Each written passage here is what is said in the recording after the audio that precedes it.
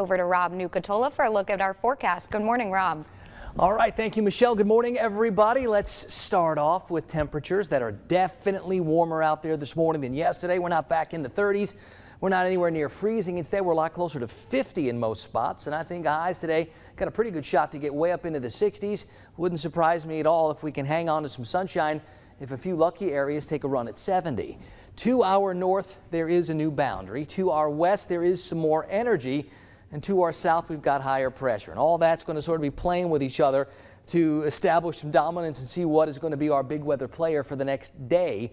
Everything is going to move more quickly in the next week or so. And that means we're going to have a bunch of different little systems that impact our forecast. And that also means it's going to be something different every day. It's 50 right now in Thomasville. It's 52 for Valdosta and for Tallahassee. If there's a little bit of a breeze, it's got a west or northwest component to it. We're starting to see a little bit more fog, especially in eastern areas where that dense fog advisory is in effect, and that's mainly for the I-75 corridor. Most of the numbers a couple of degrees either side of 50. A little warmer at Lafayette where it's 54, a little cooler in Blakely where it's 46. Here's that little breeze out of the west and northwest, generally less than 7 miles per hour.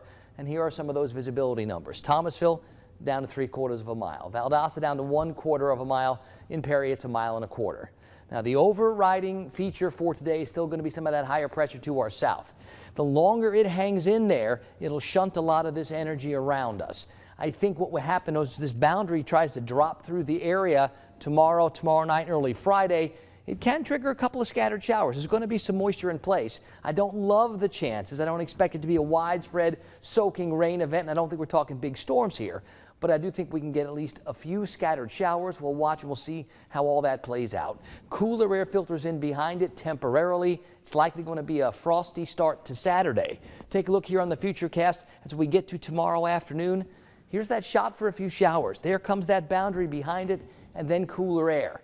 Then we're going to do the same thing all over again. Things warm back up a little bit more Saturday afternoon, Saturday night, Sunday, and we start looking west for the next boundary.